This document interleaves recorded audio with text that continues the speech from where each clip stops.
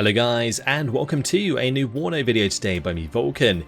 In this one I have for you a preview of the British 2nd Infantry Division, a new division available in the upcoming Sachet update. Please remember that this is early access and was recorded on a preview build, so what you see may be subject to change. I'm going to go through all of the units and then we'll put together a quick deck, starting in the Logistics tab.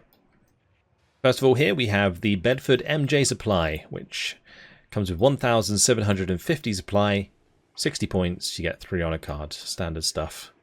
Then we have the Chinook available, which is 2,500 supply for 85 points, and you get 3 on a card. Really useful for deploying further forward in order to kind of create a base that you can send your vehicles back to repair at.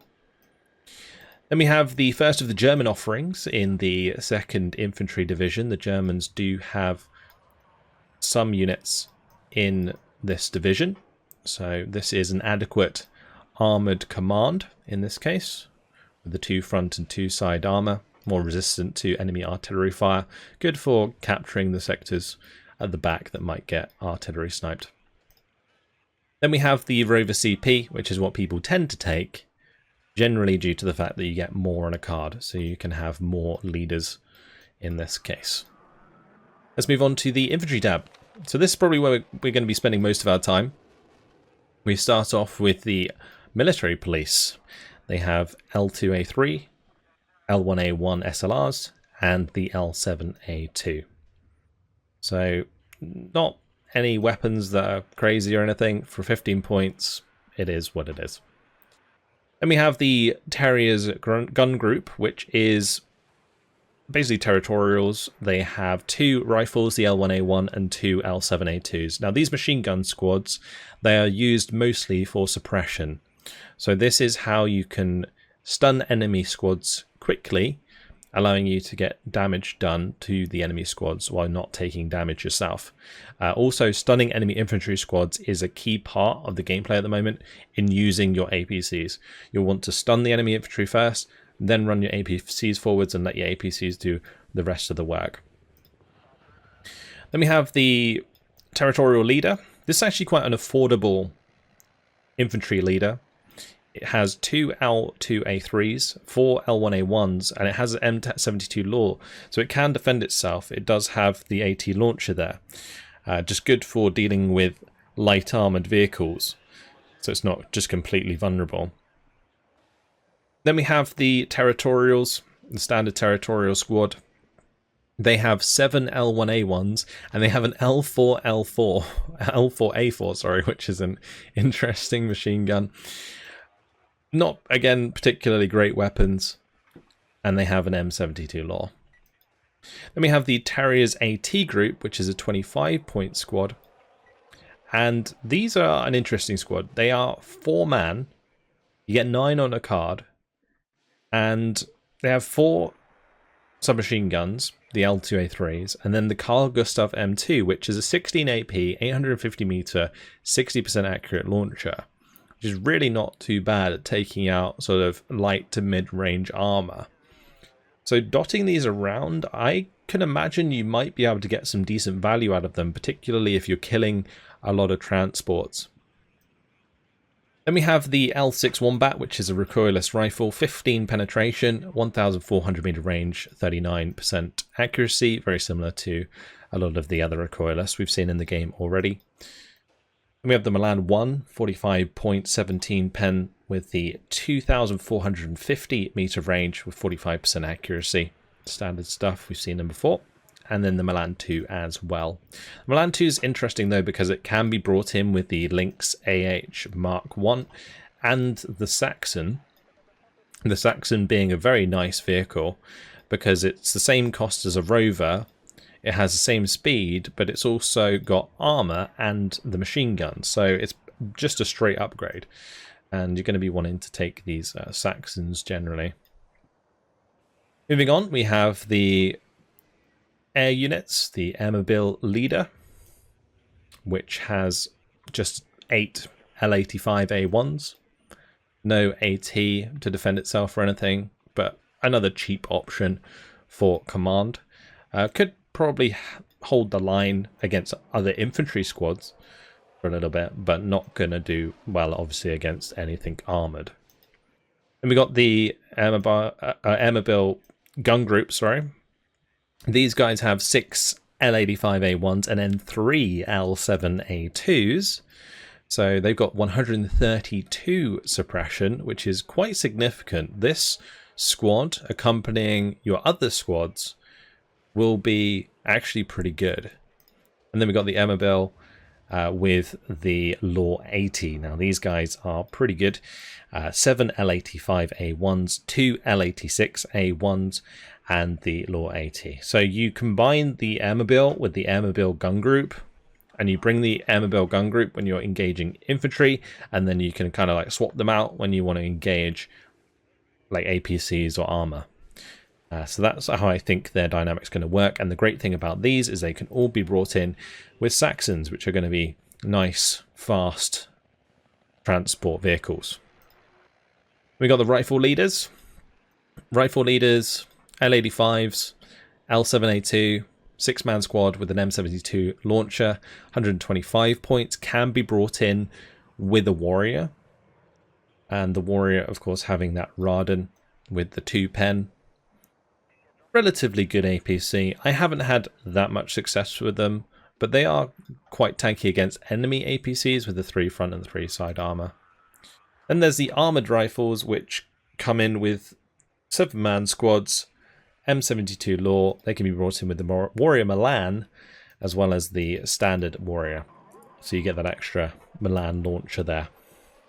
Then we get some more of the German units, the Heimatschützen, coming in with their 10 G3A4s and the MG3 and the Panzerfaust. So 11 strength man, 11 strength squad for 45 points. Not too bad, but they do lack veterancy. They are in fact poor veterancy, which reduces their chance to hit, reduces their rate of fire, and reduces their stress resistance. So bear that in mind. And we have the Assault Pioneer Leader, which is a really small squad leader, which is just going to be submachine guns. This is a sort of leader squad you just put in the corner on return fire and hope nobody ever finds it, because if it does get found, it's probably just going to die. Then we have the Territorial Pioneers. These guys have satchel charges. Other than that, it's a 9-man squad with 8 L1A1s and 1 L4A4. We got the Assault Pioneers, which are basically just an upgrade on the main guns that they use, but a reduction in men. So you get the L85A1 and the L86 A1. You get 2 of those, and then you get the satchel charges. But satchel charges, they're in a bit of a weird place at the moment, so not necessarily recommended currently. And we got Jaegers. So Jaeger is a relatively good leader. 4-man squad with the Carl Gustav, so again, well, good at defending itself, but just more vulnerable to being killed off quickly by artillery due to there being a low strength.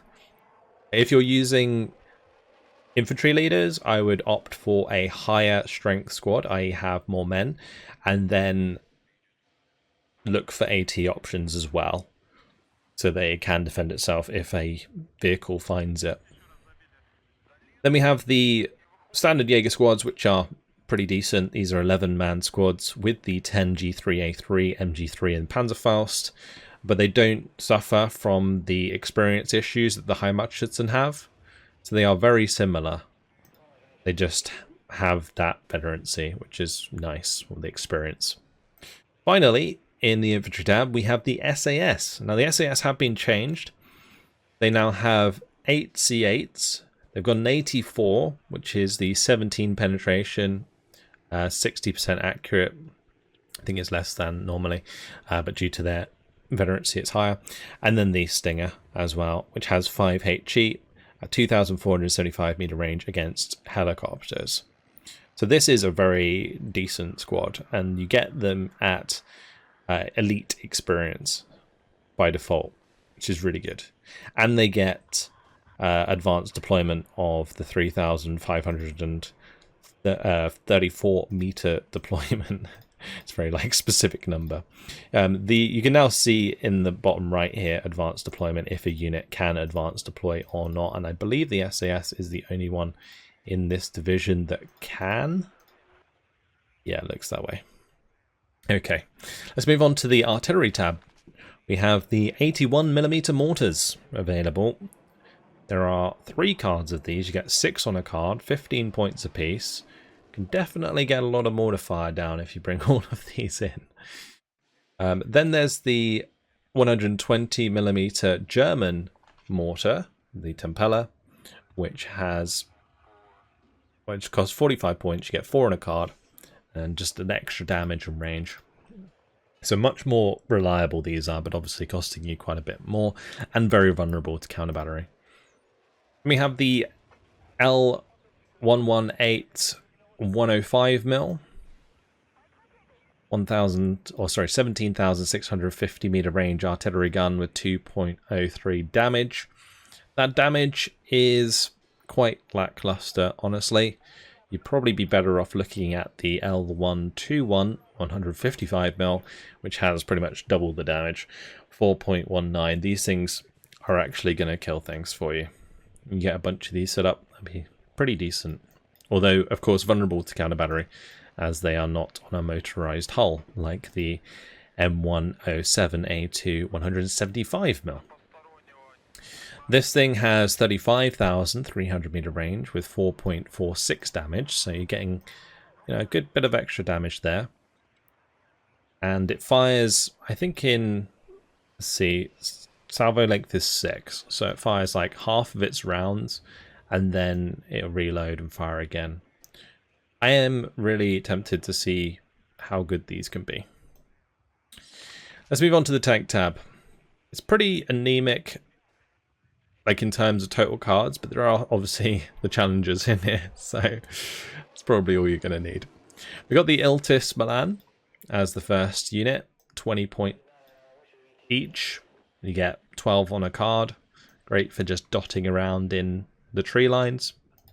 Then there's the Rover Milan, which comes with the Milan 2, obviously going to be quite a bit more effective at range. It does get the extra like 7 penetration. It makes a big difference for sure. Then there's the German M48A2 GA2 Führer, 180 point cheap command tank. And then we have the M48A2 GA2's 75 point tank, 2,100 meter range with 15 penetration. They do lack the range to engage at max range against other tanks, but for 75 points, probably something that you could dot around potentially to snipe light and medium armor at range. Then we have the Challenger Mark II, which is sitting at the 400 points as a leader. It's pretty crazy. It has 20 front armor and the 19 pen with the 2 machine guns. This thing with the extra veterancy has 74% accuracy, which is pretty nice with the 9 round per minute rate of fire. Not bad. Then we have the Challenger Mark II, your standard Challenger Mark II for 300 points. It's basically the same statistics, just without the veterancy. And you can bring these in at Elite if you wanted to, but since you only get 2 cards of these, you probably want to get all 6 of the challenges that you can to accompany your infantry, because having heavy armor is really useful in this game. Moving on to the Recon tab, we have the Ferret Mark II, a nice fast recon vehicle. Haven't really used these much because they kind of lack the optics in comparison to other recon units. And generally, you'd want to use the Fox, which has the Radan. And this autocannon can actually do quite a lot of damage. Just bear in mind that you don't actually get that much ammo. You only get 96 rounds, and that does go away very quickly. But otherwise, the Fox is a pretty decent recon vehicle. Just pick your targets well. Then we have the Territorial Scouts, with the L2A3 and the L4A4. These can be brought in with the rover. Then we have the normal scouts, which come with the L85A1s and the L86A1 with the M72 Law. These can also be brought in with a Recon Spartan, so that's nice. These will be useful for dotting around as well. You kind of get 2 for the price of 1. Although obviously you are paying the extra for the Spartan Recon vehicle, but what I mean is activation point wise. You can also bring them in with the Gazelle, and you can bring them in with the rover. Then there's the Airmobile Scouts, which come with the L85A1s, 4 of those, 2 L86s, and 2 L7A1s. So a lot of suppression. A lot of suppression there. That's 4 machine guns on that squad. And these could be really good for accompanying some of your other infantry squads, just like the Airmobile Gun Group in the infantry tab. It's just you'll have that close range recon support as well. Then there's the Gazelle Helicopter and also the Jaeger Gr1 from the Germans. The Jaeger Gr1, really solid squad, so definitely would recommend. You get very good optics, exceptional stealth on an 11 strength squad. And you can also bring them in with the M113A1G Gr1, which is the recon variant of the M113, which is nice, although it's going to be slow to get to the front line. These, I believe, also get advanced deployment of 2,400 meters, yeah. So that's all of the recon units here, as you can see. Then we have the AA. So the blowpipe squads, the blowpipe, a pretty god-awful AA unit. 2 L2A3s with the blowpipe. It gives you 6 infrared missiles with 4 HE at 2,300 meter range and 25% accuracy. Yeah, not great. But thankfully you get the Javelin, which is a bit better. Which still only has 4 HE, but at least has more range and more accuracy. Then we got the Javelin LML, which is the javelin that can fire 3, one after the other, very quickly. So it basically fires one, like it only has like a 1 second aim time. Once that missile misses, it will fire again. Once that misses, it will fire again, and then it will reload. Whereas like the normal Javelin squads, they have to reload every time. And so you have to wait 10 seconds between the shots. So these, I've actually found these to be pretty good. Pretty useful for taking down helicopters at least. And then we have the Rapier, which is the tracked Rapier system, obviously just not on the tracks.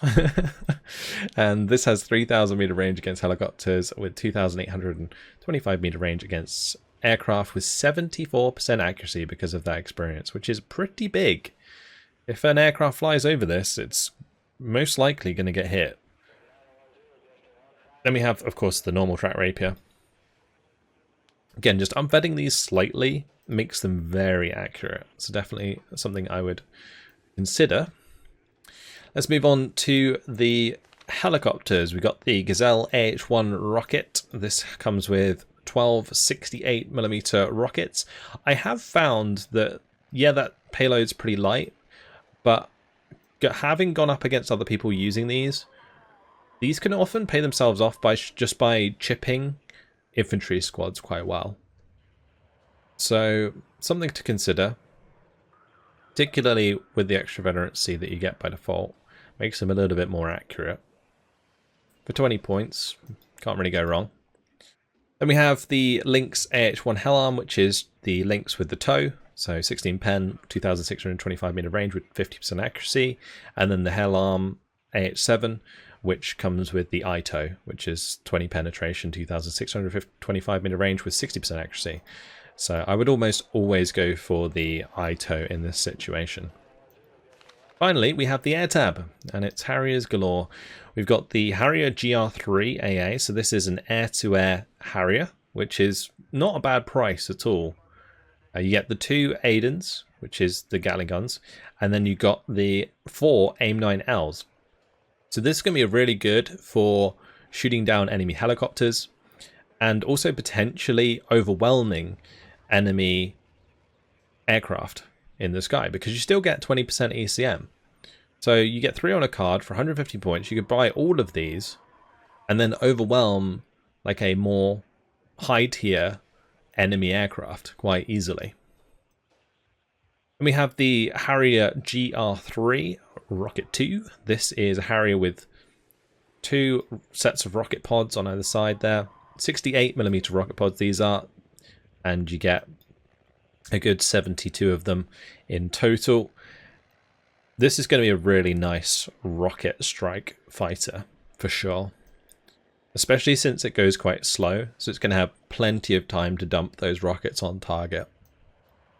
And the Harrier Gr1 with 450 kilogram bombs and also air-to-air missiles. A nice option for if you want to shoot down a helicopter and then bomb something. Then we have the Gr3, which has rockets and air units, or anti-air, with the AIM-9L. So these are kind of basically combination units of the first 2. And yeah, same deal. If you want to shoot down a helicopter and have the option to rocket something, then that's great. So yeah, I mean, personally, I'd probably just pick these ones because they're cheaper, but we'll see. We've got the Phantom F3 here. These have the Sky Flash, which is the 7,075 meter range semi-active radar missiles with the 50% accuracy, and then it's got an AIM-9Ls as well, but no main gun on it.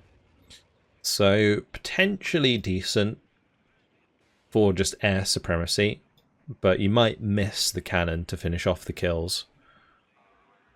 Then there's the Jaguar Gr1, which comes with 4 9 penetration cluster bombs. This does have 30% ECM with 1,114 km/h speed. So it's going to get in, drop its bombs, and get out pretty fast. And I think it's kind of like justified in its price. 240 points for one of these. It also has a couple of AIM-9Ls for good measure.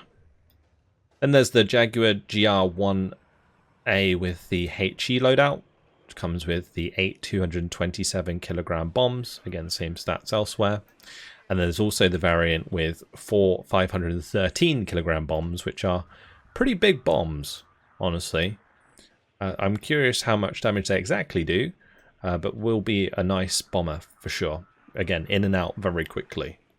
With decent ECM, with decent speed. So that's very nice. And then there's the Tornado Gr1 with the HE loadout, which gets 6 of the 513 kilogram bombs, plus its main gun and the AIM-9s again.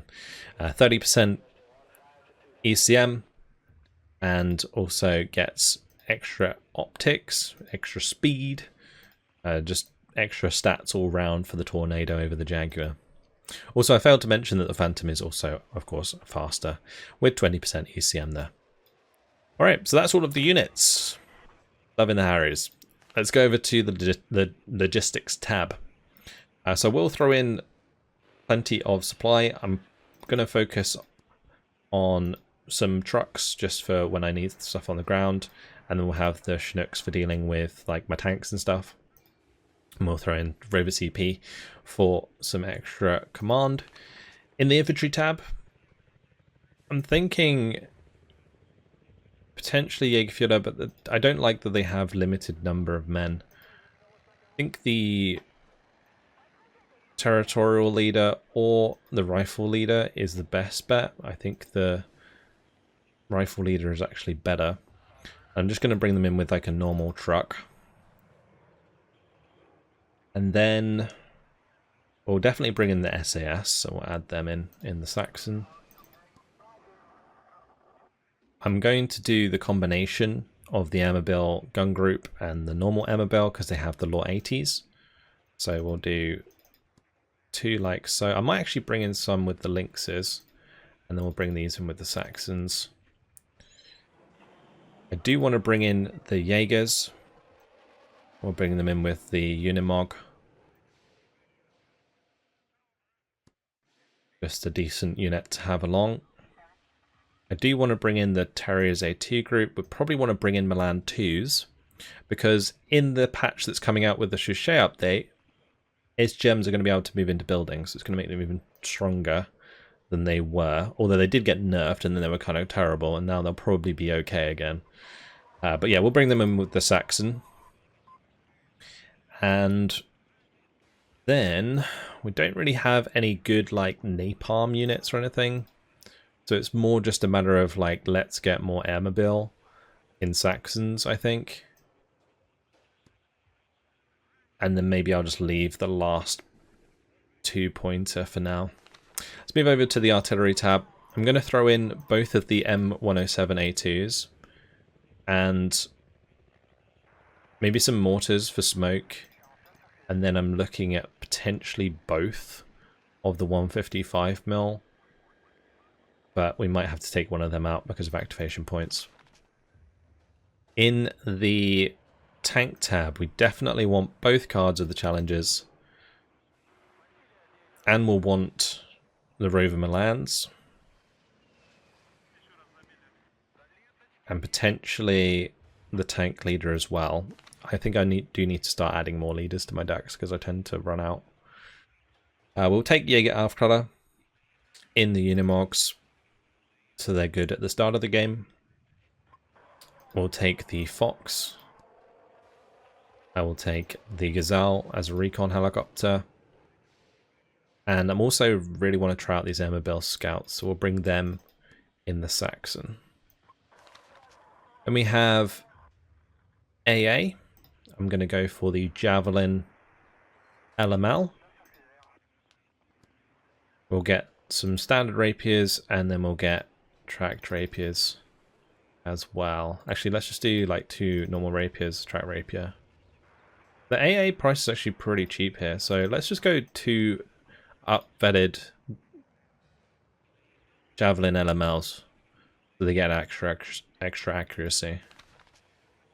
I'm definitely overpricing here on the activation points. The Rocket Gazelle is tempting, so I'm going to bring it, and then we'll bring in the Lynx 87 Hellarm. And then Air Tab. I do want the Harrier GR3. This can be great for killing enemy aircraft. This is going to be great for just dealing with enemy ground forces that are infantry or light armor. So we'll definitely add that. And then, I'm just wondering what else I might want to bring. I think the Tornado here could be pretty good. It's not all that much more expensive than the GR1 Jaguar with more payload. The only thing that I think I'm missing is potentially the cluster. So if we could find 2 points somewhere, that would be ideal. I think it's here that I drop that unit. And I bring in the cluster Jaguars. It's interesting that we don't get any seed though, at all. And I think I will leave it there unless I need more in the way of leaders, because we've only got 7. It's cutting it close. It's cutting it close. I think it'll be okay for now. I might have to switch out like one of the Airmobile or something like that in order to fit another one in. But I won't do it for now.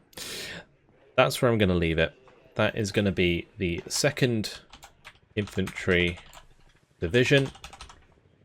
Just jump out of there and get it up. You guys can see the whole thing. Lovely. I do really like the new infantry cards. You can kind of see what they do now at a glance. You got like the HGM squad there, and then you like standard infantry squads. But yeah, looks pretty solid, especially with the challenges backing it up. Get a lot of decent AA, and you also get pretty good CAS in the form of the Harriers to help you out. Look forward to trying this out. Hopefully you guys have enjoyed it. Thank you very much for watching, and I will see you guys in the next video. Goodbye.